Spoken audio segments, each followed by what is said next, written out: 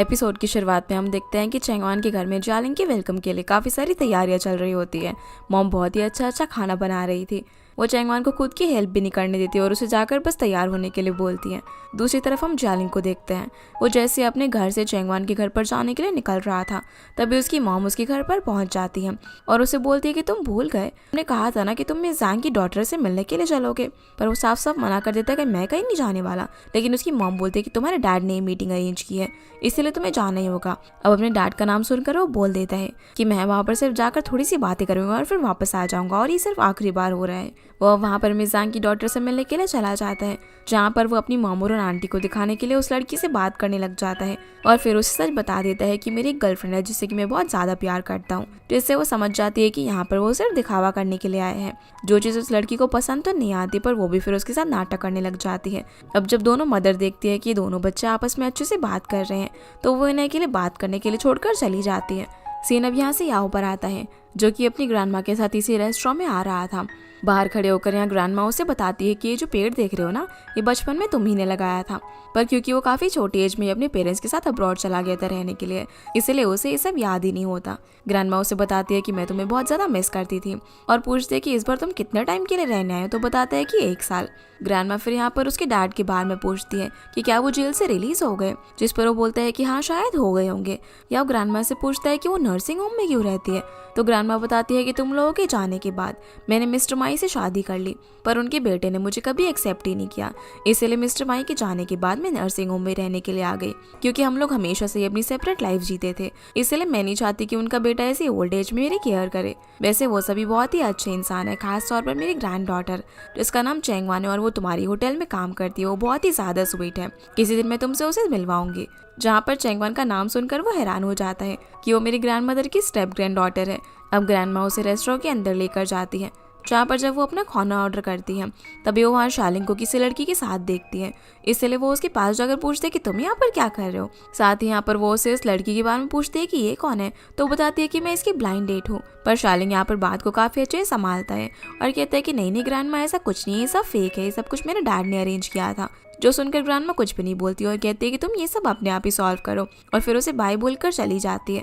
Scene अब यहाँ से चैंगवान के घर का आता है, जहाँ पर सभी लोग जियालिंग के आने का वेट कर रहे थे। साओ को काफ़ी भूख लग रही थी, लेकिन मॉम उसे खाने नहीं देती। वो बोलती है कि हमें जियालिंग का वेट करना चाहिए, पर उसे काफ़ी भूख लगी थी, इसलिए वो किचन में राइस खाने के लिए चला जाता है। इससे भी चैंगवान को ग्रैंडमा का मैसेज आता है, जो उसे बताती है कि जियालिंग किसी लड़की के साथ एक ब्लाइंड डेट पर आया हुआ है, जो कि उसके डैड ने अरेंज किया है। क्या तुम्हें इस बारे में पता है? ये देखकर चैंगवान काफी ज्यादा गुस्से में आ जाती है। वो सभी लोगों को बोलती है कि जियालिंग आज नहीं आने वाला, क्योंकि वो किसी क्लाइंट के साथ एक मीटिंग में है। जो सुनकर डैड कहते हैं कि पर उसने तो पहले ही बताया था ना कि वो हमारे घर डिनर पर आएगा, तो फिर वो आज के दिन क्यों मीटिंग कर रहा है। जाओ भी बोलता है कि उसे थोड़ी तो सिंसियरिटी दिखानी चाहिए थी ना, जब उसने कहा था तो उसे आज के दिन डिनर पर आना चाहिए। पर चैंगवान मना कर देती है कि वो नहीं आएगा और पार्सल लेने के बहाने बाहर जाकर चैंगवान को कॉल करती है। वो उसे काफ़ी ज़्यादा सुनाने लग जाती है, पर वो फ़ोन पे यहाँ पर उसे बोलने लग जाता है कि वो कोई ब्लाइंड डेट नहीं थी, वो सब कुछ मेरे डैड ने अरेंज किया था। और उससे बात करते करते वो उसे रास्ते में ही मिल जाता है। चैंगवान उसे बहुत ही ज़्यादा अपसेट थी कि उसने उससे फिर से झूठ बोला, पर जियालिंग उसे घर पर चलकर बात करने के लिए कहता है, लेकिन चैंगवान मना कर देती है। वो कहती है कि तुमने मेरी पूरी फैमिली का मजाक बना दिया, मेरी मॉम सुबह से तुम्हारे लिए खाना बनाने में लगी हुई है, और एक तुम हो जिसने कि मुझे कहा कि तुम आ रहे हो और फिर किसी और के साथ ब्लाइंड डेट पर चले गए। तभी वहाँ पर चैंगवान की फ्रेंड माओ आ जाती है, जो कि जियालिंग को बैग से हिट करके उसे वुमेनाइजर बुलाती है। वो कहती है कि गर्लफ्रेंड होते हुए तुम ब्लाइंड डेट पर जा रहे हो, चलो निकलो यहाँ से। पर वो फिर भी यहाँ पर उन्हें समझाने की कोशिश करने लग जाता है, लेकिन इतने में एक ट्रैफिक पुलिस वाला बाहर से आता है। वो कहता है कि तुम्हारी कार है जो बाहर खड़ी हुई है, पूरा रास्ता ब्लॉक कर रही है, चलो हटाओ उसे। वो फिर भी जाने को तैयार नहीं था, लेकिन वहाँ पर खड़ी हुई लेडी भी उसे जाने के लिए बोलने लग जाती है और ट्रैफिक पुलिस वाला भी उसे खींचकर यहाँ से लेकर चला जाता है। माँ चैंगवान को चुप कराती है और उसे अपसेट होने से मना करती है, और फिर उसके और जाओ के साथ चैंगवान के घर पर जाती है, जहाँ जाओ को देखकर साफ पता चल रहा था कि वो माँ को पसंद करता है। चैंगवान के पेरेंट्स भी यहाँ पर माओ से मिलकर काफ़ी ज़्यादा खुश होते हैं, क्योंकि वो बहुत टाइम बाद उनसे मिलने के लिए आई थी। और फिर सभी लोग साथ में बैठकर खाना खाने लगते हैं, जहाँ बातों ही बातों में मॉम बताती है कि जियालिंग आज डिनर के लिए आने वाला था। जो सुनकर मॉम बोलती है कि उन्हें चैंगवान की शादी के लिए इतना जल्दी रश नहीं करना चाहिए, पर मॉम यहाँ पर माओ को बोलने लग जाते हैं कि तुम्हारी तो ऑलरेडी शादी हो चुकी है, तुम्हारा एक बेबी है जो कि किंडरगार्टन जाता है, लेकिन चैंगवान तुम्हारी तरह सेटल नहीं है। इस पर माओ सभी लोगों को बताती है कि उसका डिवोर्स हो चुका है, जो सुनकर सभी लोग हैरान हो जाते हैं। चैंगवान बोलती है कि तुम दोनों तो एक दूसरे से पागलों की तरह प्यार करते थे ना, तो फिर एकदम से डिवोर्स कैसे हो गया। इस पर माओ बताती है कि जब उस वक्त प्रेग्नेंट हुई तो मुझे लगा कि शादी करना सही होगा, इसलिए मैंने अपने हस्बैंड से शादी कर ली, लेकिन मुझे क्या पता था कि उसे अपने बच्चे के लिए एक नानी चाहिए, जो चीज मैं नहीं कर सकती थी, इसीलिए हमारा डिवोर्स हो गया और बच्चा अपने डैड के साथ ही है। जो सुनकर मॉम बोलने लग जाती है कि आजकल की यंग जनरेशन को पता नहीं क्या हो गया है, तुम्हें इस तरीके से डिवोर्स नहीं लेना चाहिए था, डिवोर्स बच्चे के लिए बहुत ही ज्यादा बुरा होता है और जो भी चीज़ वो बात करके सॉल्व कर लेनी चाहिए। पर माओ को ऑलरेडी डिवोर्स हो चुका था, इसलिए वो इस बारे में अब और बात नहीं करना चाहती थी और सभी लोगों को उनके गिफ्ट्स वगैरह देती है। जहाँ वो जाओ के लिए एक पेन लेकर आई थी, क्योंकि अब वो ग्रेजुएट होकर जल्दी ही लॉयर बनने वाला था, जो कि उसे काफी पसंद आता है। अब सभी लोगों के साथ अच्छे से डिनर करने के बाद चैंगवान माओ को बाहर तक छोड़ने के लिए जाती है, जहाँ पर उसे उसके डिवोर्स के बारे में सुनकर काफी बुरा लगता है। वो कहते हैं कि मैंने तुम्हें पहले भी एडवाइस किया था कि तुम्हें इतनी जल्दबाजी नहीं करनी चाहिए। इस पर वो कहती है कि उस वक्त मैं प्रेग्नेंट थी, इसलिए मुझे और कुछ समझ नहीं आया, पर अब क्योंकि चैंगवान फ्री थी तो वो उसे अपने साथ एक जगह पर लेकर जाती है। उसने एक बहुत ही अच्छी जगह पर घर रेंट पर लिया हुआ था, जो कि सिटी के बीच में था, जहाँ वो नीचे अपना एक ज्वेलरी स्टोर ओपन करेगी और ऊपर उसका घर है, जो देखकर चैंगवान को बहुत ही ज्यादा अच्छा लगता है। चैंगवान अब माओ से पूछती है कि क्या मैरिज बहुत ही ज्यादा स्कैरी होती है, तो माओ कहती है कि जिसकी शादी होती है नहीं तो उसे ही पता चलता है, तो क्यों ना तुम खुद ट्राई करके देख लो। चैंगवान अब यहाँ पर उसे सारी चीजें बताने लग जाती है कि कैसे जालिंग बहुत ही ज्यादा अमीर लड़का निकला और वो 3 साल तक उसे बेवकूफ बना रहा था कि वो पुअर है और उसने उससे पैसे वगैरह बोरो किए। एकदम से ऐसा लगा जैसे कि मेरी कोई लॉटरी लग गई हो, घर गाड़ी ये सब चीजों का अब कोई इशू ही नहीं है। लेकिन जब मुझे नहीं पता था कि वो रिच है, उस वक्त भी मैं ये सब चीज़ों के बारे में नहीं सोचती थी, पर मॉम बार बार मुझे इंसिस्ट करती रहती है कि मैं 29 ईयर्स की हो गई और मेरे पास ज़्यादा टाइम नहीं है वेस्ट करने के लिए। अब तुम ही बताओ क्या सच में मेरी एज हो गई है शादी करने की, क्योंकि मैंने अभी तक इस बारे में डीपली सोचा ही नहीं है। तो माँ से कहती है कि लाइफ में कुछ भी ऐसा नहीं है जो कि तुम्हें करना मस्ट हो। मुझे देखो, मेरी शादी हो गई थी और अब मेरा डिवोर्स भी हो गया, ऐसा लग रहा है कि मेरी लाइफ की एक नई शुरुआत है। ऐसे ही हमारी लाइफ में हर दिन एक नए चैलेंज की तरह होता है, जिसे हमें खुलकर जीना चाहिए। इस पर चैंगवान बोलती है कि मैं भी यही चाहती हूँ कि अगर मेरी शादी हो भी जाए तो मैं अपनी लाइफ वैसे ही जीऊँ जैसे कि मैं अभी जी रही हूँ, और मैं शादी के बाद भी तुम्हारे साथ वैसे ही मिलना चाहती हूँ जैसे कि आज मिल रही हूँ। ये बोलकर दोनों साथ में ड्रिंक करते हुए एंजॉय करती हैं। थोड़ी देर बाद जैसे ही चैंगवान घर आती है तो वो अपनी मॉम को बातें करता हुआ सुनती है, जहाँ पर वो चैंगवान को कितना डाउरी देना है वो कैलकुलेट कर रही थी। वो सारी पासबुक वगैरह चेक करती है, लेकिन उनके हिसाब से अभी भी इनफ डाउरी नहीं था, इसलिए वो यहाँ पर अपनी ज्वेलरी वगैरह बेचने की बात करती है और डैड को बोलने लग जाती है कि हमें और ज़्यादा सेविंग वगैरह करनी चाहिए। इस पर डैड बोलते हैं कि हमने अभी अभी तो जालिंग की फैमिली के बैकग्राउंड के बारे में जाना है ना, हमें थोड़ी सी उनसे बात वगैरह करनी चाहिए, फिर ये सब चीज़ें डिसाइड करनी चाहिए। और वो मॉम को अपनी एक प्रीशियस वॉच भी बेचने के लिए कहते हैं, लेकिन वो मना कर देती है। वो कहती है कि ये हमारी शादी की निशानी है और पैसा कैसे कलेक्ट करना है ये सोचने लग जाती है, जो सब देखकर चैंगवान को अच्छा नहीं लगता और वो अपने रूम में जाकर अपने ऑफिस का काम करने लग जाती है। अगले दिन ऑफिस के अंदर सेल्स डिपार्टमेंट याओ के सामने अपनी प्रेजेंटेशन देता है, जहाँ पर सबसे पहले वो ये अपनी प्रेजेंटेशन देती है, लेकिन याओ को बिल्कुल भी पसंद नहीं आती, क्योंकि ये आइडिया पिछले साल वो ऑलरेडी यूज़ कर चुके थे। इसलिए अब चैंगवान अपनी प्रेजेंटेशन देती है, जहाँ पर वो इस डे को अपने पेरेंट्स के साथ सेलिब्रेट करने का आइडिया देती है। वो बताती है कि मैरिज सिर्फ 2 लोगों का नहीं बल्कि 2 फैमिली की बॉन्डिंग होती है, इसीलिए अगर हम ये एनकरेज करें कि लोग इस दिन को अपने पार्टनर के साथ साथ अपने पेरेंट्स के साथ भी सेलिब्रेट करें तो ये हमारे बिजनेस के लिए काफ़ी अच्छा आइडिया रहेगा। वो इसके कुछ एग्जांपल्स वगैरह भी देती है, जिसका ये आइडिया याओ को काफ़ी ज़्यादा पसंद आता है, इसीलिए वो इसके एग्जीक्यूशन का इंचार्ज भी चैंगवान को ही बना देता है और साथ ही इनडायरेक्टली वूयो को वार्न करता है कि वो कुछ भी ऐसी ट्रिक वगैरह ना खेले, कि उन लोगों को एक टीम स्पिरिट की तरह काम करना चाहिए, जबकि वूयो चैंगवान को हमेशा अपने कॉम्पिटिटर समझती है। चैंगवान अब प्रोजेक्ट के बारे में डिस्कस करने के लिए, जहाँ पर वो उसे अपने असिस्टेंट डोंग से मिलवाता है और उसे बोलता है कि इस इवेंट में हमारे जो भी गिफ्ट्स वगैरह आएंगे वो दाइशिन फर्निशिंग कंपनी से आएंगे, तो मैं चाहता हूँ कि इनके प्राइजेस के लिए तुम उनसे नेगोशिएट करो। इस पर वो बोलती है कि पर हमेशा तो कोई और पर्सन नेगोशिएट करता है ना, तो याओ कहता है कि इवेंट की इंचार्ज तो तुम हो ना, इसीलिए मैं चाहता हूँ कि तुम ही नेगोशिएट करो। जो सुनकर चैंगवान बोलती है कि अगर आपको ऐसा लगता है कि मैं अपने पर्सनल रिलेशनशिप का यूज़ बिजनेस के लिए करूँगी तो ऐसा नहीं होगा, और अगर ऐसा है तो मैं इस प्रोजेक्ट से बैकआउट कर लेती हूँ। पर वो कहता है कि तुमने कुछ ज़्यादा ही ओवरथिंक कर रही हो, अगर तुम्हारी जगह कोई और होता ना तब भी मैं ये बोलता, क्योंकि मैं तुम्हारी पोटेंशियल देखना चाहता हूँ, और अगर तुमने बजट के अंदर काम किया तो बहुत ही अच्छा है ना, मैंने तुम्हें स्पेसिफाई थोड़ी ना किया है कि तुम्हें कितना डिस्काउंट लेना है। जो सुनकर वो उसकी बात मानकर यहाँ से चली जाती है, लेकिन याओ ये सब कुछ जानबूझकर कर रहा था पर डोंग उसे बोलता है कि मुझे नहीं लगता कि वो अपने बॉयफ्रेंड के इन्फ्लुएंस का इस्तेमाल करेगी डिस्काउंट लेने के लिए। लेकिन याओ को इस सबसे कोई फर्क नहीं पड़ता था, उसे तो सिर्फ कम प्राइस में वो गिफ्ट बॉक्सेस चाहिए थे। चैंगवान अब जब अपना काम कर रही होती है तो लिली उसे बोलती है कि उसका कमबैक तो बहुत ही बढ़िया रहा, आते उसे कितनी अच्छी अपॉर्चुनिटी मिल गई।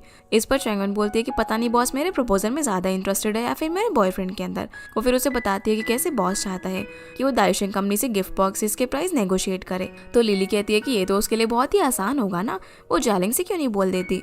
पर चैंगवन बोलती है कि वो लव लाइफ और प्रोफेशनल लाइफ दोनों को अलग अलग रखना चाहती है। इस पर लिली उसे समझाती है तो क्या हो गया, जब तुम जालिंग से बिजनेस की बात करो तो थोड़ा सा नॉर्मल होकर करो, इसमें कौन सी बड़ी बात है। तभी एक कलीग चैंगवान के पास आती है जो कि एक बहुत ही बड़ा फ्लावर बुके लेकर आई थी, जो कि उसके लिए जालिंग ने भिजवाया था उसको मनाने के लिए। वो यहाँ पर उसे कॉल भी करता है लेकिन वो उसका कॉल कट कर देती है और मैसेज करती है कि वो बिजी है। अब ऑफिस के बाद वो जालिंग से मिलने के लिए जाने लगती है, ये सोचकर कि वो उसे बात करके प्राइस नेगोशिएट करेगी, लेकिन फिर उसे सही नहीं लगता। इसीलिए वो लिली से दाइशिंग कंपनी के सेल्स मैनेजर का नंबर मांगती है ताकि वो उससे पर्सनली जाकर मिलकर इस बारे में बात करे। और इधर बेचारे जालिंग का चैंगवान के बिना बुरा हाल हो रहा था। वो अपने दोस्तों के साथ अपने घर पर होता है, जहाँ उसके दोस्त बोलते हैं कि उसने इतना बड़ा बुके भेजा फिर भी वो नहीं मानी। पर वो कहता है कि चैंगवान ऐसी लड़की बिल्कुल भी नहीं है और अब उसे समझ में भी नहीं आ रहा था कि वो उसे कैसे मनाए। वो बहुत ही ज़्यादा सैड होता है। अगले दिन अब चैंगवान सेल्स मैनेजर से मिलने के लिए जाती है, जहाँ पर रिसेप्शनिस्ट उसे बताती है कि वो तो अभी किसी काम से बाहर गया है और वो कब तक लौटेगा पता नहीं। इसीलिए चैंगवान वहीं पर बैठकर उसका इंतजार करने लग जाती है। वेट करते करते उसे वहीं पर शाम हो जाती है और जब सेल्स मैनेजर वहाँ पर आता है तो कहते हैं कि अरे आप अभी तक मेरे यहाँ पर वेट कर रहे हो, वैसे अब खाने का टाइम हो गया तो चलो डिनर पर ही बात करते हैं, जिसके लिए वो भी मान जाती है। दूसरी तरफ डोंग याओ को भी ये बात बताता है कि चैंगवान सच में बहुत ही ज़्यादा सिंसियर लड़की है। उसने जालिंग की मदद नहीं ली प्राइसेस कम करवाने में, बल्कि वो खुद ही सेल्स डिपार्टमेंट के मैनेजर से मिलने के लिए गई, जिसके साथ वो डिनर पर गई है, जहाँ पर प्राइसेस कम करवाने के लिए उसे काफ़ी ज़्यादा ड्रिंक करना पड़ेगा, क्योंकि उनका जो सेल्स मैनेजर है वो बहुत ही ज़्यादा ड्रिंक करता है। इधर चैंगवान मिस्टर वांग और बाकी लोगों के साथ डिनर के लिए पहुंच गई थी और जैसे वो लोग ड्रिंक करना शुरू करने वाले थे तभी वहाँ पर डोंग आ जाता है, जो सभी लोगों को बताता है कि मैं मिस्टर याओ का असिस्टेंट हूँ। उन्होंने मुझे चैंगवान को ज्वाइन करने के लिए कहा था, लेकिन मैं थोड़ा सा लेट हो गया। चैंगवान भी उसे यहाँ पर देखकर हैरान थी कि ये क्या कर रहा है, पर वो उसके कान में उसे बताता है कि मैं तुम्हें यहाँ पर बचाने के लिए आया हूँ। डोंग मैसेज करके याओ को बताता है कि मैं पहुँच गया हूँ और अगर तुम्हें फिर भी क्यूरियोसिटी है जानने की तो तुम भी यहाँ पर आ सकते हो। फिर वो सभी लोगों से बोलता है कि हम लोग यहाँ पर इतने सारे लोग हैं और हमारे बीच में सिर्फ एक ही फीमेल है, इसलिए उसकी भी पर मैं ड्रिंक करूंगा, क्योंकि वो अगर ड्रिंक करेगी तो ये तो अनफेयर होगा ना हमारे साथ। लेकिन चैंगवान उसे रोक देती है। मिस्टर वांग के साथ टोस्ट रेस करके पूरा ग्लास एक ही बार में पी जाती है, जिसे देखकर मिस्टर वांग और डोंग दोनों ही हैरान थे। डोंग बोलते हैं कि अरे वाह तुम तो बड़ी अच्छी ड्रिंक कर निकली। फिर वो भी टोस्ट रेस करता है, इसीलिए अब मिस्टर वांग को भी पूरा ग्लास एक बार में पीना पड़ जाता है। जहाँ ड्रिंक करते करते चैंगवान उनसे काम की बात करती है, प्रॉक्सीज के प्राइस कम करने की रिक्वेस्ट करती है, क्योंकि उसने उनके सारे सैंपल और कॉस्टिंग वगैरह स्टडी कर लिए थे और उसे पता था कि वो लोग उसे डिस्काउंट दे सकते हैं। जो सुनकर मिस्टर वांग भी मान जाते हैं और सोचने लगते हैं कि कितना डिस्काउंट, तो 10% काफ़ी रहेगा क्या। पर तभी उनके फ़ोन पर जालिंग का मैसेज आता है जो बोलता है कि चैंगवान मेरी गर्लफ्रेंड है, वो जितना भी डिस्काउंट मांग रही है आप दे दो, मैं अपने डैड से बात करके ना आपकी सैलरी बढ़वा दूंगा। जो पढ़कर वो फटाफट से चैंगवान को 20% डिस्काउंट दे देता है। ये जानकर डोंग और चैंगवान दोनों ही काफ़ी ज़्यादा खुश हो जाते हैं। अब ये लोग तो यहाँ पर मज़े से ड्रिंक वगैरह कर रहे थे, लेकिन उधर बेचारा याओ काफ़ी ज़्यादा परेशान हो रहा था कि आखिर वहाँ पर चल क्या रहा है, क्योंकि ना तो डोंग उसका फ़ोन उठा रहा था, ना ही उसके मैसेज का रिप्लाई कर रहा था। इसीलिए अब याओ उस रेस्टोरेंट के अंदर आ जाता है, जहाँ से वो मिस्टर वांग और उसके लोगों को यहाँ से जाते हुए देखता है, जो कि काफ़ी ज़्यादा बुरी हालत में ड्रंक हो चुके थे। अंदर जाकर वो देखता है कि चैंगवान और डोंग मज़े से सेलिब्रेट कर रहे थे, क्योंकि उन्हें तो काफ़ी बढ़िया डिस्काउंट मिल चुका था। वो यहाँ पर याओ को देखकर हैरान हो जाते हैं। डोंग तो यहाँ पर उसके गले लग जाता है, जिसकी ऐसी हरकतें देखकर याओ पूछता है कि तुम जिस काम के लिए यहाँ पर आए थे वो हो गया क्या। तो चैंगवान उसे बता देती है कि उन्हें 20% डिस्काउंट मिला, इसीलिए वो सेलिब्रेट करने के लिए उसे ड्रिंक करने को बोलती है। पर डोंग कहता है कि मैं उनके बिहाफ पे ड्रिंक कर लेता हूँ, याओ ड्रिंक नहीं कर सकता। जिस पर चैंगवान बोलती है कि अच्छा वो ड्रिंक को टॉलरेट नहीं कर पाते। ये सुनते याओ बोलते हैं कि किसने कहा ऐसा है, और डोंग के हाथ से ग्लास छीन कर खुद ही पीने लग जाता है। लेकिन 2 मिनट बाद देखते हैं कि उसकी हालत तो काफ़ी बुरी हो गई थी, वो वहीं चेयर पर मुंह खोलकर सो गया था, जिसे देखकर चैंगवान बोलने लग जाती है कि मुझे नहीं पता था कि इसकी हालत इतनी ज़्यादा बुरी हो जाती है। पर डोंग बेचारा परेशान हो रहा था, क्योंकि रेस्टोरेंट क्लोज होने वाला था और उन्हें यहाँ से कोई कैब भी नहीं मिलने वाली थी। उसे समझ नहीं आ रहा था कि वो याओ को यहाँ से कैसे लेकर जाएगा। पर चैंगवान को एक आइडिया आता है और अब वो लोग याओ को एक ट्रॉली के अंदर खींच के लेकर जा रहे होते हैं सड़क से, जिसकी ऐसी हालत देखकर आसपास के लोग उस पर हंस रहे होते हैं कि ज़रूर उसने कुछ ज़्यादा ड्रिंक किया होगा। जो सुनकर चैंगवन सोचने लग जाती है कि अगर किसी कलीग ने ऐसा देख लिया ना तो बिल्कुल भी अच्छा नहीं होगा। इसीलिए वो याओ का फेस जैकेट से कवर करने के लिए बोलती है। पर उसका फेस कवर करने से पहले डोंग चैंगवन को बोलता है कि क्या तुम इस अपॉर्चुनिटी का फ़ायदा नहीं उठाओगी, चलो थोड़ी सी फोटोज़ क्लिक करते हैं। जिसका ये आइडिया उसे काफ़ी ज़्यादा पसंद आता है और वो याओ के ट्रंक हालत में उसके साथ फोटोज़ क्लिक करवाती है। फिर वो लोग उसका फेस कवर करके उसे होटल तक लेकर जाते हैं, जहाँ डोंग उसके रूम का कार्ड लेने के लिए रिसेप्शन पर चला जाता है और चैंगवन बेचारी उसे खींच खींच कर ऊपर लेकर जा रही थी। पर कॉरिडोर के अंदर याओ उस कार्ड से नीचे गिर जाता है और बोलता है कि ये बेड ना काफ़ी छोटा है, मुझे दूसरा चाहिए। चैंगवन उसे काफ़ी ज़्यादा कोशिश करती है वापस से ऊपर लेटाने की, लेकिन वो मान ही नहीं रहा था। तभी वहाँ पर डोंग आ जाते हैं और ये दोनों काफ़ी मुश्किल से अब उसे उस कार्ड के ऊपर वापस से लेटाते हैं और खींचकर उसके रूम के अंदर ले जाते हैं, जहाँ डोंग तो उसके लिए टॉवल लेने के लिए चला जाता है और याओ नशे में चैंगवन को अपना पूरा पर्स दे देता है टिप देने के लिए और यहाँ पर अपने कपड़े उतारने लग जाता है। बोलता है कि मुझे ना स्विमिंग करने जाना है।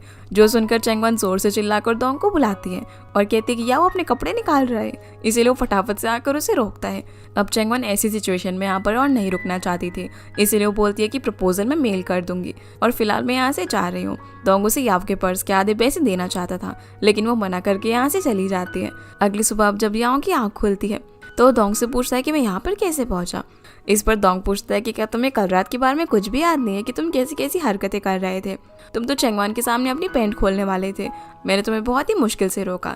जो सुनकर वो उसकी बातों पर यकीन नहीं करता, लेकिन वो उसे कल रात की फोटो भी दिखाता है, जो देखकर वो हैरान हो जाता है और वो इस बारे में और बात करने से मना करता है। लेकिन डोंग फिर उसे कल की प्रपोजल का ईमेल दिखाता है जिसमें उन्हें 20% डिस्काउंट मिल गया था। ये देखकर वो काफ़ी खुश था। ऑफिस के अंदर वो चैंगवन को अपने पास बुलाता है, जहाँ पर वो उससे पूछती है कि क्या आप कल रात आराम से सोए।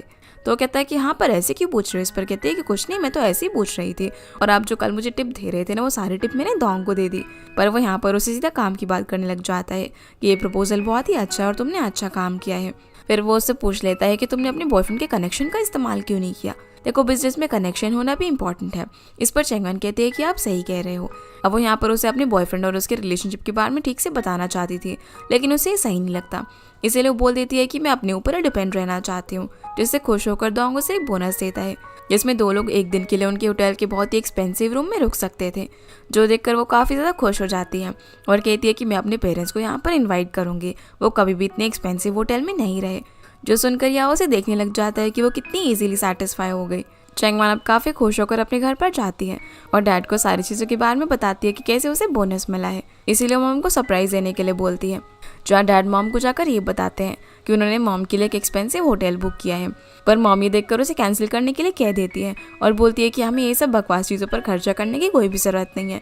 डैड उन्हें समझाते हैं कि कैंसिल नहीं हो सकता, पर उनके काफ़ी मनाने पर भी वो नहीं मानती। इसलिए अब चैंगवन मॉम को बता देती है कि उसे बोनस मिला है और मैं और डैड तो आपको सिर्फ सरप्राइज़ देना चाहते थे, लेकिन आप बहुत ही ज़्यादा ज़िद्दी हो। अब ये जानकर कि चैंगवन को बोनस मिला है वो काफ़ी ज़्यादा खुश हो जाती है और वहाँ पर जाने के लिए मान जाती है। अगले दिन अब इवेंट का होता है, जहाँ पर चैंगवन सभी गेस्ट को वेलकम कर रही थी। तभी वहाँ पर उसके पेरेंट्स आते हैं तो वो उन्हें भी वेलकम करती है। फिर वो उन्हें यहाँ से अंदर लेकर जाती सब चीज़ें दिखाने के लिए और अपने पेरेंट्स को एंजॉय करने के लिए बोलती है। तभी लिली आकर चैंगवन को बताती है कि सारे टिकट्स तो सोल्ड आउट हो गई थी, लेकिन अभी तक उतने गेस्ट नहीं आए हैं जितने कि आने चाहिए थे। ये जानकर वो बाकी कस्टमर्स को मैसेज करने के लिए बोल देती है ताकि वो लोग टाइम से इवेंट में पहुंच जाए।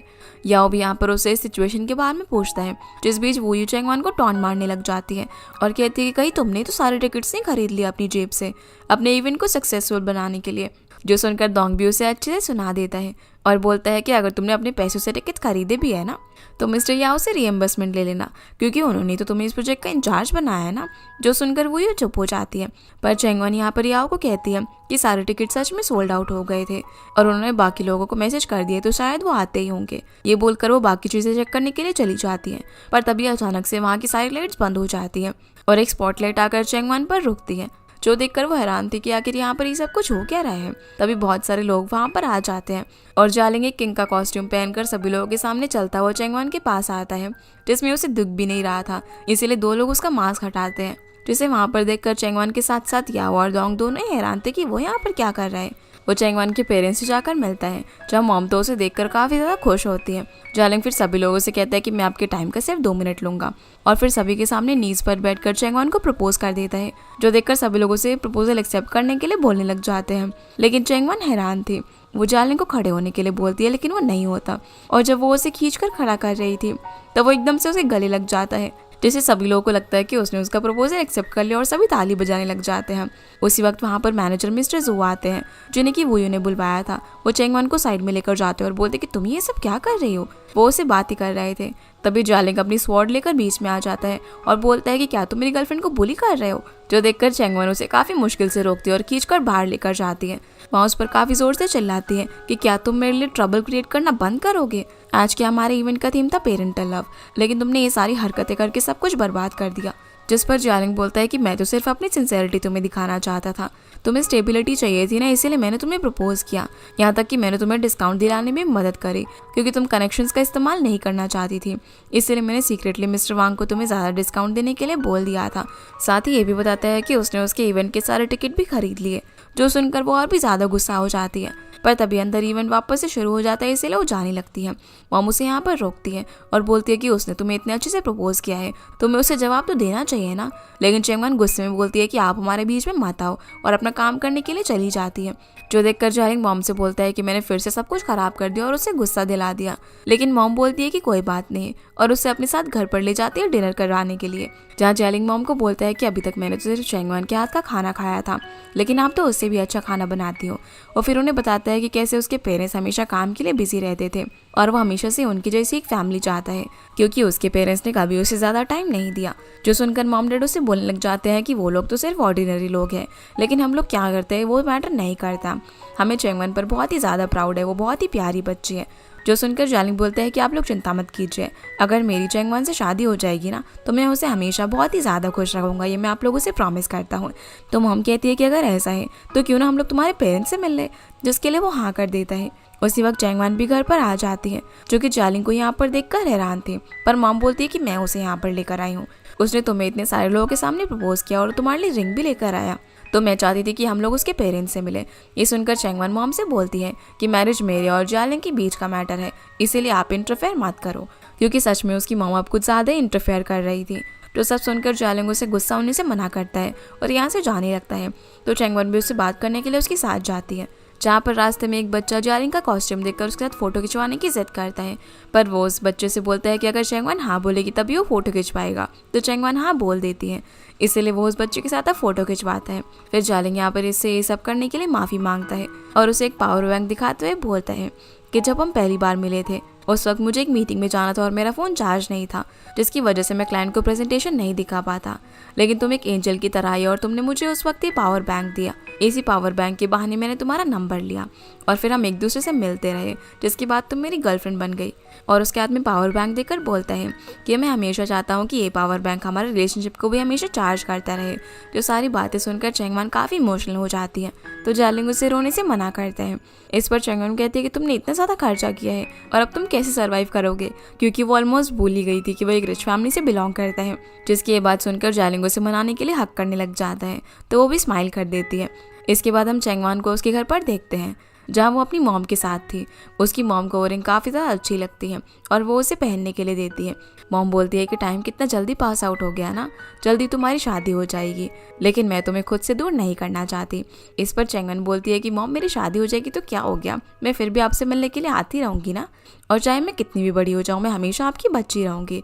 इस पर मॉम कहती है कि हाँ बिल्कुल, जब तुम्हारे बच्चे हो जाएंगे ना तब भी तुम मेरी बच्ची रहोगी। दूसरी तरफ हम जालिंग को उसके घर पर उसकी मॉम और सिस्टर के साथ डिनर करता हुआ देखते हैं, जहाँ पर वो काफ़ी अच्छे से खाना खा रहा था और अपनी मॉम को बता देता है कि मैंने चैंगवान को प्रपोज कर दिया है। वो बोलता है कि अब चाहे डैड के बिजनेस पार्टनर कोई भी हो, मैं उनकी किसी भी पार्टनर की बेटी के साथ डिनर करने के लिए नहीं जाऊंगा, और अब आप डैड को बोलो थोड़ा सा टाइम निकालने के लिए, ताकि हम चैंगवान की फैमिली के साथ एक मीटिंग करें। ये बोलकर वो यहाँ से चला जाता है। जो सब सुनकर सिस्टर जाली बोलने लग जाती है कि आखिर ये चैंगवान की स्टोरी क्या है और जालिंग इतना पागल क्यों है उससे शादी करने के लिए। तो मॉम बोलती है कि अगर मेरा बेटा उसे पसंद करता है और उसे शादी करना चाहता है तो हमें जल्द से जल्द उसकी फैमिली से मिल लेना चाहिए, और वो अगर एक अच्छी वाइफ बनने की कोशिश करेगी तो मुझे कोई दिक्कत नहीं है उन दोनों की शादी से। लेकिन चार्ली बहुत ही ज़्यादा इविल माइंड की लड़की होती है। वो बोलती है कि मेरी शादी तो बिना किसी प्रपोजल और ज़्यादा डॉरी दिए हुई थी, इस वजह से मेरी लुओ फैमिली में इतनी रिस्पेक्ट नहीं है। और आपको पता है ना मैंने क्यों उनसे शादी की थी, क्योंकि मैं चाहती थी कि हमारी फैमिली का जो बिजनेस है, जो कि आपने और डैड ने इतनी मेहनत से बड़ा किया है, उस बिजनेस को और भी ज़्यादा हेल्प मिले। इसीलिए उसने बिजनेस के फायदे के लिए लुओ फैमिली से शादी की। तो क्या वो अब इस बिजनेस का फायदा चैंगवान फैमिली को देंगे? इसीलिए वो एक बहुत ही एक्सपेंसिव रेस्टोरेंट बुक करने के लिए कहती है चैंगवान की फैमिली से मिलने के लिए, ताकि उसे उनकी फैमिली की स्टेटस के बारे में पता चले और ये भी पता चले कि उसे यहाँ पर कैसे बिहेव करना होगा। अगली सुबह अब चैंगवान ऑफिस आकर याओ से मिलती है। उसने कल के इवेंट की पूरी रिपोर्ट तैयार की हुई थी और वो इवेंट खराब करने के लिए यहाँ पर याओ से माफ़ी मांगती है, क्योंकि उसे लगा था कि वो गुस्से में यहाँ से चला गया था। पर याओ बोलता है कि तुम्हें ये सब करने की ज़रूरत नहीं है, क्योंकि कल जो कुछ भी हुआ उसकी वजह से हमारे इवेंट को और भी ज़्यादा एंगेजमेंट मिली, इसीलिए एक तरीके से कनेक्शन का इस्तेमाल करना अच्छा ही रहता है। इस पर चैंगवान बोलती है कि पर मेरा प्लान ये नहीं था, जिसे याओ समझाता है कि मुझे सिर्फ प्रोग्रेस से मतलब है और देखा आउटकम के तौर पर तुम्हें कितनी सुंदर रिंग मिली है, जिस चीज़ के लिए वो उसे कॉन्ग्रेचुलेट भी करता है। तो चैंगवान उसे कुछ कुकीज़ देती है जो कि उसने खुद बेक की हुई थी, क्योंकि उसने कल ये सब कुछ टॉलरेट किया इसके लिए, और उसे थैंक यू बोलकर यहाँ से चली जाती है। तभी वहाँ पर दोंग आता है जो कि कुकीज़ का बॉक्स देख कर याओ से पूछता है कि तुम्हें स्वीट्स कब से पसंद आने लगे। जो सुनकर वो ग्रैंडमा की कही हुई बातों को याद करने लग जाता है और बोलता है कि जो कुछ भी ग्रैंडमा को पसंद है वो मुझे भी पसंद है। जब मैंने ग्रैंडमा के सामने शांगली रेस्टोरेंट की बात की थी तब वो मुझसे चैंगवान के बारे में बात करने लगी, इसीलिए शांगली को सिक्योर करने का रास्ता अब वही है। इसके बाद याओ ग्रैंडमा से मिलने के लिए जाता है, जहाँ वो उनके लिए एक बहुत ही सुंदर सी ड्रेस लेकर गया था, जो देखकर ग्रैंडमा बोलने लग जाते हैं कि तुम्हें मेरी चिंता करने की जरूरत नहीं है, तुम मेरे लिए परेशान मत हो, मेरे पास सारी फैसिलिटीज़ हैं। पर फिर वो ग्रैंडमा को चैंगवान की लाई हुई कुकीज़ दिखाता है, जो देखकर ग्रैंडमा काफ़ी खुश हो जाती है और बोलती है कि तो चैंगवान ने बनाई है। तो याओ कहता है कि हाँ आपने बिल्कुल सही पहचाना। ग्रैंडमा बोलती है कि कहीं तुम उसे काम पर परेशान तो नहीं करते, पर वो कहता है कि नहीं ऐसी बात बिल्कुल भी नहीं है, जब से आपने मुझे उसके बारे में बताया तब से मैं उसे ऑब्जर्व कर रहा हूँ, वो सच में बहुत ही हार्ड वर्किंग लड़की है और वो काम के दौरान ऑकवर्ड फील ना करे, इसीलिए मैंने उसे आपके और मेरे रिलेशन के बारे में नहीं बताया। जो सुनकर ग्रैंडमा स्माइल करने लग जाती है और वो कुकीज़ याओ को भी ट्राई करने के लिए बोलती है, जिन्हें जैसे ही वो खाता है तो वो उसे काफ़ी पसंद आती है।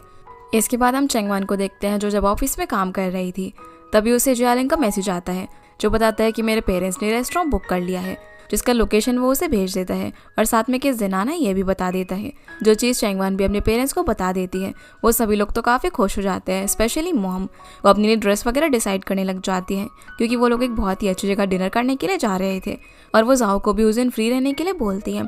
अगले दिन हम चैंगवान को माओ के साथ देखते हैं, जहाँ पर वो उसे बता देती है कि उसकी और जियालिंग की फैमिली आपस में मिलने वाले हैं। जो सुनकर माओ बोलते हैं कि तुम इतनी जल्दी मान कैसे गई, उसने तुम्हें सिर्फ एक डायमंड रिंग दिया और तुमने हाँ बोल दिया। वो फिर यहाँ पर उसका बैग चेक करती है और उसमें सारा सामान निकालने लग जाती है, जिसमें एक पावर बैंक था। वो बोलती है कि तुमने इसीलिए रखा हुआ है क्योंकि जियालिंग हमेशा अपना फ़ोन चार्ज करना भूल जाता है। उसके अंदर एक स्टेन रिमूवर पेन होता है, क्योंकि वो हमेशा अपने कपड़ों पर खाना गिरा लेता है। इसके अलावा उसके अंदर एयरपोर्ट्स थे, क्योंकि उसे गेम खेलना पसंद था, और यहाँ तक कि एक छोटी सी नोटबुक भी, क्योंकि जब भी जियालिंग इंपॉर्टेंट चीज़ें भूल जाता था तो वो उसे लिखकर याद दिलाती थी। ये सब देखकर माओ से बोलती है कि क्या तुम उसकी असिस्टेंट हो जो कि ये सब तुमने अपने बैग में रखा हुआ है, या फिर तुम किसी बच्चे को पाल रही हो, किस तरीके का प्यार है। इस पर चैंगवान बोलती है कि मैं तुम्हारी तरह लव के अंदर कैलकुलेटिव नहीं हूँ, अगर हम ऐसी चीज़ें कंपेयर करने लग गए तो प्यार ही किस बात का। मुझे तो सिर्फ ये चाहिए कि मैं जिस भी फैमिली में रहूँ हम अच्छे से रहें, हमारी फैमिली अच्छी हो और हम लोग साथ मिलकर मेहनत करें। और अगर मैं किसी वेल्दी फैमिली में शादी कर रही हूँ तो इससे मेरे लिए भी अच्छा है, क्योंकि इससे मेरे होने वाले बच्चों का फ्यूचर अच्छा होगा। पर माँ उसे समझाने लग जाती है कि तुम दोनों के बैकग्राउंड बहुत ही ज़्यादा अलग है, इसीलिए तुम्हारे बीच में कॉन्फ्लिक्ट काफ़ी ज़्यादा होंगे और इनमें तुमको खुद ही ऐसा लगेगा जैसे कि तुम अपनी ज़िंदगी में हार रही हो। पर चैंगवान उसे ये सारी बातें छोड़कर उससे एक मदद मांगती है कि वो उसके और उसकी मॉम के साथ शॉपिंग पर चले उन्हें एक ड्रेस दिलवाने के लिए, क्योंकि उसकी पसंद काफ़ी अच्छी है और वो अकेले अपनी मॉम को हैंडल नहीं कर पाएगी, जिसके लिए वो मान जाती है। सीन अब यहाँ से चैंगवान की डैड पर आता है, जो कि जब कार ड्राइव करके याओ और मिजांग को ले जा रहे थे तभी उन्हें मॉम का कॉल आता है, तो वो फ़ोन स्पीकर पर करके बात करने लग जाते हैं, जहाँ मॉम उनसे मिजांग से बात करने के लिए बोलती है कि जिस दिन वो लोग जियालिंग की फैमिली से मिलने के लिए जा रहे हैं उस दिन वो थोड़ी देर के लिए अपनी कार उन्हें दे दे, ताकि वो लोग उस कार में बैठकर डिनर पर जा सके। पर फ़ोन रखने के बाद डैड मिजांग से बोलते हैं कि मुझे नहीं लगता कि इस सब की कोई ज़रूरत है और आप मेरी वाइफ की बातों को माइंड मत कीजिएगा। मिजांग भी यहाँ पर बोलने लग जाती है कि बहुत ही अच्छी बात है कि तुम्हारी बेटी की शादी हो रही है, और याओ भी उन्हें उस दिन छुट्टी दे देता है ताकि वो अपनी फैमिली के साथ टाइम स्पेंड कर सके। पर जब याओ और जैंग रेस्टोरेंट के अंदर होते हैं तो याओ जैंग को बोलता है कि 10 साल पहले चैंगवान के डैड ने तुम्हारी मदद की थी, जब तुम्हारी सिचुएशन काफ़ी ख़राब थी, तो मुझे लगा कि तुम उन्हें अपनी कार दे दोगी, इस पर वो बोलती है कि चैंगवन के डैड तो बहुत ही अच्छे हैं, बहुत ही काइंड पर्सन है, लेकिन उनकी जो वाइफ है वो हमेशा चाहती है कि मैं उनकी काइंडनेस को रीपे करूँ। जब चैंगवन के डैड बीमार थे तब मैंने उनके इलाज के लिए पैसे दिए थे, यहाँ तक कि मैंने उनको ड्राइविंग की नौकरी भी दी। इसके अलावा मैंने चैंगवन को भी जॉब पर लगवाया और ये सब करके मुझे लगता है कि मैंने अपनी काइंडनेस रीपे कर दी है, लेकिन फिर भी वो मुझसे हमेशा और डिमांड करती रहती है। पर वैसे उनकी बेटी की शादी हो रही है तो मैं सोच रही हूँ कि उन्हें एक रेड एनवेलप भिजवा दूँ। इस पर याओ कहता है कि ये सब मैं देख लूँगा कि उसे क्या भिजवाना है। इसके बाद हम याओ को एक लॉ फर्म के बाहर देखते हैं, क्योंकि उसकी टीचर ने उसे किसी पर्सन से मिलने के लिए कहा था और इसी फर्म के अंदर इंटरव्यू चल रहे थे। वो यहाँ पर आकर उस पर्सन से मिलता है जिसका नाम तांग होता है। तो तांग बोलता है कि मैं तुम्हारा कोई फेवर नहीं करूँगा इंटरव्यू के लिए, पर वो कहता है कि नहीं, मैं अपनी खुद की एबिलिटी से इस इंटर्नशिप को पाना चाहता हूँ। इसीलिए वो उसे यहाँ से अपना रिज्यूमे देकर चला जाता है। इसके बाद हम चैंगवन, मॉम और माओ को देखते हैं, जहाँ पर वो लोग शॉपिंग करने के लिए गए हुए थे। वहाँ पर मॉम को एक बहुत ही अच्छी सी ड्रेस सिलेक्ट करवाते हैं, पर मॉम उसे लेने से मना कर देती है क्योंकि उनके अकॉर्डिंग वो काफ़ी एक्सपेंसिव थी। तो माओ ने झूठ बोल देती कि मेरे पास ना स्टोर की कूपन है जिससे कि ये ड्रेस हमें बहुत ही सस्ते में मिल जाएगी, जो सुनकर मॉम काफ़ी खुश होकर मान जाती है और चैंगवन चुपके से जाकर पहले ही पेमेंट कर देती है ताकि उन्हें इस ड्रेस के प्राइस के बारे में पता ना चले। अब जब चैंगवन वॉशरूम जाती है तभी उसे मॉल के अंदर याओ मिल जाता है, जो कि चैंगवन को कॉन्ग्रेचुलेट करता है क्योंकि जल्दी उसकी शादी होने वाली है अब, और कहता है कि अब तो तुम काम नहीं करोगी। पर चैंगवन बोलती है कि नहीं ऐसा नहीं है, मैं शादी के बाद भी अच्छे से अपना काम हार्डवर्क के साथ करूंगी। पर याओ बोलता है कि शिन फैमिली की कोई भी लेडीज काम नहीं करती है। चैंगवन बोलती है कि वर्क उसकी लाइफ का एक बहुत ही इंपॉर्टेंट पार्ट है, इसीलिए वो हमेशा काम करेगी। तो याओ उसे गुड लक बोलकर चला जाता है। जिसके बाद ये सभी लोग एक रेस्टोरेंट में बैठकर लंच करते हैं, जहाँ पर जाओ भी इन्हें ज्वाइन करता है, जहाँ पर मॉम इस बात से अभी भी अपसेट थी कि डैड मिस जैंग की कार नहीं लेकर आ पाए। तो माँ बोलती है कि अगर आप लोगों को कार चाहिए तो आप मेरी कार ले जाइए, जो सुनकर वो काफ़ी खुशी से मान जाती है। तो जाओ यहाँ पर माओ को भी उनके साथ डिनर पर चलने के लिए बोलता है, पर मॉम बोलती है कि पहले माओ से पूछना चाहिए ना तुम्हें कि वो फ्री है कि नहीं। तो माओ यहाँ पर मना कर देती है। वो बोलती है कि ये सभी आपका फैमिली मैटर है, जो सुनकर जाओ को अच्छा नहीं लगता। अब जब डिनर के बाद माओ जाओ को अपनी कार की तरफ लेकर जा रही थी तो जाओ उससे बोल देता है कि तुमने कॉम्प्रोमाइज़ क्यों किया, और मेरी मॉम भी कितनी मीन है, उन्होंने तुमसे कार लेने के लिए पूछ लिया लेकिन साथ में आने के लिए नहीं पूछा। इस पर वो उसे समझाती है कि ये सब तुम्हारा फैमिली मैटर है और बताने लग जाती है कि कैसे उसके पेरेंट्स काम के चक्कर में हमेशा बिजी रहे। हालांकि वो काफ़ी रिच है लेकिन फिर भी उसे उसकी फैमिली के जैसा प्यार कहीं नहीं मिला। जब उसने उसकी फैमिली को देखा तो उसे बहुत ही अच्छा लगता है, इसीलिए ये सारी चीज़ें प्राइसलेस है। फिर वो इससे यहाँ पर बोलती है कि कैसे चैंगवन का लव करने का तरीका थोड़ा सा अलग है और वो इन सब चीज़ों के लिए कॉम्प्रोमाइज़ भी करती है। इसीलिए जब तुम शिन फैमिली के साथ डिनर करने के लिए जाओ तो प्लीज़ उसका ख्याल रखना, जिसके लिए जाओ मान जाता है। अब वो उसे अपनी कार की कीज़ देती है ताकि वो उसे ले जा सके। जैसे ही जाओ कार के अंदर बैठता है तो माँ उसकी सीट वगैरह एडजस्ट करने लग जाती है, जिसे अपने इतना पास देखकर माओ थोड़ा सा नर्वस हो जाता है। फिर जैसे ही वो अपने घर पर पहुंचता है तभी उसे माओ का मैसेज आ जाता है, जो उसे पूछती है कि क्या तुम पहुंच गए, तो वो हाँ में जवाब देता है। फिर वो उसे यहाँ पर एक नेकलेस की फ़ोटो भेजती है और बताती है कि तुम्हारी आंखें बहुत ही ब्यूटीफुल है, इसलिए मैंने उनसे इंस्पायर होकर एक नेकलेस बनाया है, जो देखकर जाओ को काफ़ी अच्छा लगता है क्योंकि वो सच में बहुत ही ज़्यादा खूबसूरत था। इसके बाद हम घर का सीन देखते हैं, जहाँ पर मॉम वो ड्रेस पहनकर डैड को दिखा रही थी और डैड यहाँ पर बिना देखे मॉम को कॉम्प्लीमेंट किए जा रहे थे, जो सुनकर वो काफ़ी खुश हो जाती है। पर फिर दोनों यहाँ पर काफ़ी ज़्यादा इमोशनल भी हो जाते हैं कि अब उनकी बेटी इस घर को छोड़कर जाने वाली है। जिस बीच हम जाओ को देखते हैं, जिससे कि एक मेल आता है, जिससे उसे पता चलता है कि पहले जिस कंपनी में वो जॉब के इंटरव्यू देने के लिए गया था वहाँ पर उसको सिलेक्शन नहीं हो पाया। तभी चैंगवन उससे उसके पास बात करने के लिए आ जाती है, जहाँ पर वो उसे बोलने लग जाती है कि कैसे उसने इस घर के अंदर एक रूम ऑक्यूपाई किया हुआ है और उसे यहाँ पर बाहर फोल्डिंग बेड के ऊपर सोना पड़ता है, इसलिए मेरे जाने के बाद वो रूम तुम्हें मिल जाएगा। जो सुनकर वो कहता है कि मैं भी तो जॉब करूँगा ना तो बाहर ही रहूँगा, इसीलिए मैं ये रूम यूज़ ही नहीं कर पाऊँगा, और दोनों हंसी मजाक करने लग जाते हैं। तभी डैड भी सूट पहनकर बाहर आते हैं, जो कि इन लोगों के सामने डांस करने लगते हैं, पर वो कुछ ज़्यादा ही मस्ती में थे जिसकी वजह से उनकी पैंट फट जाती है, जो सब देखकर सभी लोग बहुत ही ज़्यादा हंस रहे थे। यहाँ से फिर हम अगले दिन का सीन देखते हैं, जहाँ पर जियालिंग अपनी मॉम और सिस्टर के साथ रेस्टोरेंट में जाने के लिए निकल गया था। वहीं हम मिस्टर शिन को देखते हैं, जो कि बहुत ज़्यादा गुस्से में थे क्योंकि उनका जो टेंडर इजीली पास हो जाता था वैसा अब नहीं हो रहा था। तो उनके असिस्टेंट यहाँ पर उनके मसाज करने के बहाने बहुत ज़्यादा क्लोज आ जाती है। तभी उन्हें उनकी वाइफ का कॉल आता है, जो पूछती है कि आप कब आ रहे हो, पर वो मना कर देता है कि मैं नहीं आ सकता, मुझे मीटिंग में जाना है। ये बोलकर वो कॉल रख देता है। उसकी असिस्टेंट कहती है कि आपकी बिहाफ पर मैं मीटिंग अटेंड कर लूँगी और आप जाओ, आपकी बेटे की शादी बहुत ही बड़ा ओकेजन है। पर वो कहता है कि मेरे लिए बिजनेस पहले आता है। दूसरी तरफ चैंगवन की फैमिली रेडी होकर रेस्टोरेंट में पहुंच गई थी, जहाँ पर मॉम तो रेस्टोरेंट को देखकर बहुत ही ज़्यादा खुश हो जाती है कि कितनी अच्छी और एक्सपेंसिव जगह है। पर क्योंकि क्योंकि जियालिंग अपनी फैमिली के साथ अभी तक नहीं पहुंचा था। तो चैंगवन उन्हें बोलती है कि वो लोग ट्रैफिक में फंसे हुए हैं और आते ही होंगे। इस पर मॉम कहती है कि ट्रैफिक हमें क्यों नहीं मिलता। जो सुनकर चैंगवन सभी लोगों को टी ऑफर करती है, पर उतने में ही वो लोग भी वहाँ पर आ जाते हैं, जो कि एक दूसरे से मिलते हैं। जहाँ मॉम जियाली को कॉम्प्लीमेंट देने लग जाती है कि मैंने सुना है कि तुम प्रेग्नेंट हो और तुम तो सच में बहुत ही ज़्यादा खूबसूरत हो। लेकिन उसका बिहेवियर काफ़ी ज़्यादा रूड होता है। वो बोलती है कि मैं तो खड़े खड़े थक गई और चलो बैठते हैं। ये बोलकर वो सबसे पहले खुद ही जाकर बैठ जाती है। जहाँ पर जियालिंग चैंगवन के पास बैठना चाहता था, लेकिन उसके पास जाओ बैठ जाता है। इसीलिए अब जियालिंग को अपनी फैमिली के साथ बैठना पड़ता है। जहाँ पर मॉम पूछते हैं कि मिस्टर शिन नहीं आए, तो जियालिंग की मॉम बताती है कि उनकी एक बहुत ही इंपॉर्टेंट मीटिंग है, इसीलिए वो नहीं आए। ये सुनकर मॉम को बिल्कुल भी अच्छा नहीं लगता कि इतनी इंपॉर्टेंट ओकेजन में वो आदमी एब्सेंट है। तो जियालिंग यहाँ पर अपने डैड को कवर करने के लिए बोलने लग जाता है कि उन्होंने आप लोगों से माफ़ी मांगी है कि वो लोग इतने इंपॉर्टेंट ओकेजन पर नहीं आए, पर उन्होंने मुझे आप लोगों का पूरा अच्छे से ख्याल रखने के लिए कहा है, इसलिए मैं आप लोगों के लिए अच्छा खाना ऑर्डर करता हूँ। जहाँ फिर से जियालिंग बहुत ही रूड वे में अपना और अपनी फैमिली का पूरा फेवरेट खाना चैंगवन को ऑर्डर करने के लिए बोलती है और सब कुछ अलग अलग ऑर्डर करने के लिए बोलती है, जो देखकर चैंगवन को बिल्कुल भी अच्छा नहीं लगता। और इसी के साथ ये एपिसोड यहीं पर खत्म हो जाता है। तो गाइस, ये थी आज की वीडियो एंड आई होप आप लोग को ये वीडियो पसंद आई होगी। तो इस वीडियो को लाइक कर चैनल को सब्सक्राइब जरूर कीजिएगा। आपसे फिर मिलते हैं अगले एपिसोड में, तब तक के लिए गुड बाय।